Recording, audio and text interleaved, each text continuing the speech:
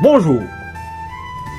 Le problème n'est pas de savoir si la Chine est une superpuissance mondiale.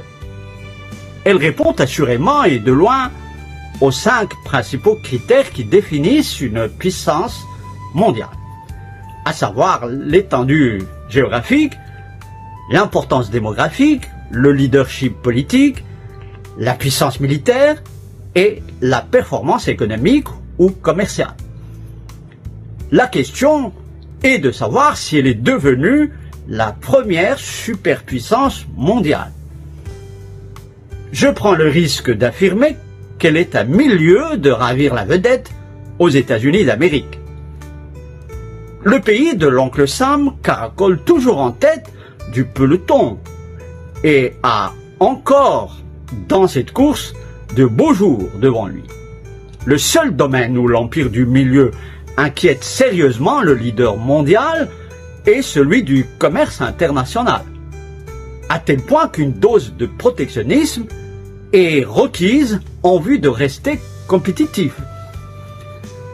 L'actuelle dissuasion douanière, les fameux tarifs, est là pour en témoigner.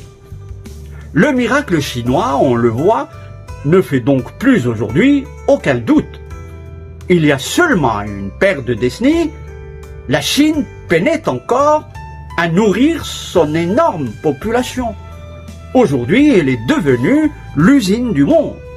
On y fabrique tout ce qu'on peut imaginer, de l'aiguille à l'avion au toit transparent, en passant par le drone et le smartphone.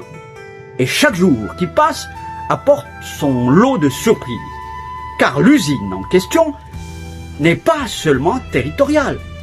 Ses ramifications mondiales n'épargnent en effet quasiment aucun pays. Et tel une métastase, le polypode industriel chinois a affecté les 5 continents.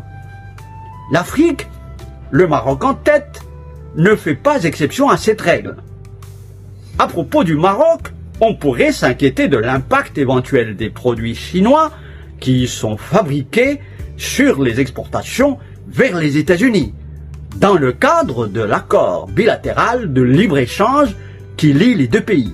Eh bien, ne vous faites pas de soucis, pas de barrière douanière américaine dressée sur la voie des produits chinois manufacturés au Maroc, et ce, grâce au salvateur certificat d'origine.